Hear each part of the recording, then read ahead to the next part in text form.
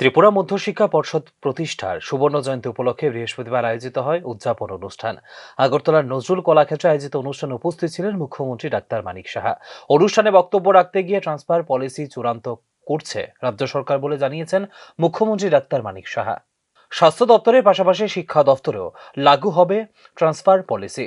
Transfer নিয়ে অনেক রাজনীতি হয়েছে, অনেক কর্মচারী সংগঠনও চলছে শুধুমাত্র ট্রান্সফার বিষয়টিকে কেন্দ্র করে বলেও জানিয়েছেন মুখ্যমন্ত্রী ডাক্তার মানিক সাহা। খালি ট্রান্সফার ট্রান্সফার, এক একজন জনপ্রতিনিধির থেকে শুরু করে বহু লোক ট্রান্সফার ট্রান্সফার। তো আমি তার ট্রান্সফার নিয়ে আমি বেশি কিছু কথা বলি না। মাঝে মাঝে কোনো জায়গার থেকে আমি এনসি বাবুকে পাঠাই ওনাকে, তো উনি বলছেন যে এখন যদি আমরা ট্রান্সফার যদি করি এই যে পরীক্ষার সময়ে, তাহলে মুশকিল হয়।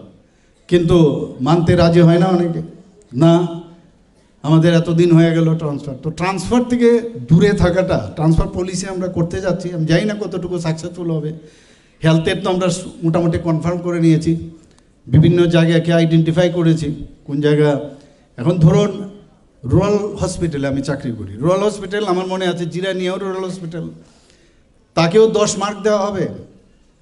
আবার দেখা গেল যে গন্ডা তুইসাতে আছে তাকেও 10 মার্কস দেওয়া হবে। তা আমি বললাম যে এক একটা জায়গার মধ্যে নাম্বারগুলো চেঞ্জ করুন।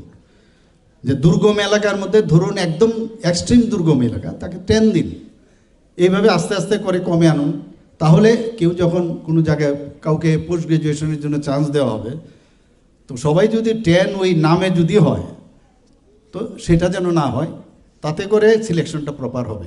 এক্স্যাক্টলি সেম ওয়েতে আমরা এডুকেশন ডিপার্টমেন্টও সেটা চেষ্টা, মানে এই ধরনের এই ট্রান্সফারের দিয়ে দিয়ে কিন্তু মানে মসনদে বসে থাকার রাজনীতি অনেকের আছে। আর এটা একটা ক্রনিক ডিজিজ। এই ডিজিজ থেকে আস্তে আস্তে আস্তে আস্তে করে এটাকে বের করতে হবে। এবং এইটার উপর ভিত্তি করে বিভিন্ন সংগঠনও চলে, মানে সামাজিক কাজের জন্য না, খালি ট্রান্সফার উপর ভিত্তি করে। এবং যারা ফলোয়ার্সরা আছে যে ওনাকে যদি ধরে রাখি তাহলে আমার ট্রান্সফারটা হবে না। আর যদি প্রেসিডেন্ট, সেক্রেটারি আর ট্রেজারার হয় সারা জীবনের জন্য ত্রিপুরায়, আগরতলায়, এই যে একটা মানসিকতা, তো এগুলো আস্তে আস্তে করে আমাদের বেরিয়ে আসতে। কৃত্রিম বুদ্ধিমত্তা অর্থাৎ এআইকে ব্যবহারের ক্ষেত্রে সতর্কতা অবলম্বন করার উপর গুরুত্ব আরোপ করেছেন মুখ্যমন্ত্রী ডাক্তার মানিক সাহা। তবে আগামী দিনে আর্টিফিশিয়াল ইন্টেলিজেন্সের ভবিষ্যৎ উজ্জ্বল হওয়ার কারণে ছাত্রছাত্রীদের এআই বিষয় নিয়ে পড়াশোনা করার সুযোগ রয়েছে বলেও জানিয়েছেন মুখ্যমন্ত্রী। এআই এর কিন্তু আরও সাবধানতা অবলম্বন করতে হবে। আজকাল এআইকে নিয়ে না হয়ে অনেকে এটাকে দুর্ব্যবহারও করছে, মানে অন্যভাবে ব্যবহার করছে এটা।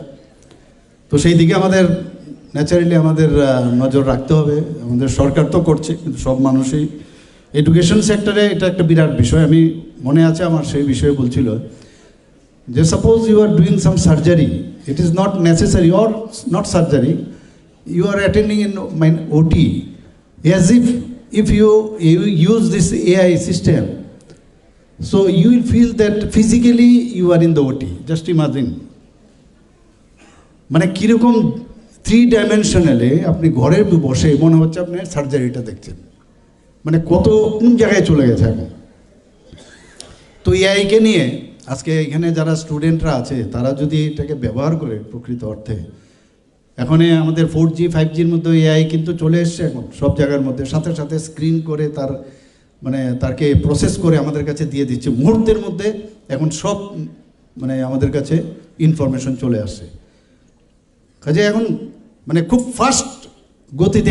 1973 সালে আইনসভার স্বীকৃতির কারণে ত্রিপুরা আইন নম্বর 12 এর মাধ্যমে প্রতিষ্ঠিত হয়েছিল ত্রিপুরা মধ্যশিক্ষা পর্ষদ। কিন্তু ত্রিপুরায় মাধ্যমিক শিক্ষার জন্য নিয়ম, পাঠ্যক্রম তৈরিতে কয়েক বছর ব্যয় করার পর 1 জানুয়ারি 1976 সালে পূর্ণাঙ্গ কার্যক্রম শুরু করে Tripura board of secondary education বা টিবিএসসি। টিবিএসসি ত্রিপুরার স্কুলগুলির জন্য পশ্চিমবঙ্গ বোর্ডের সাথে অন্তর্ভুক্তি প্রতিস্থাপন করে এবং দশম অর্থাৎ মাধ্যমিক এবং দ্বাদশ অর্থাৎ উচ্চ মাধ্যমিক পরীক্ষা পাঠ্যক্রম পরিচালনা করে প্রাথমিক পর্যায়ে।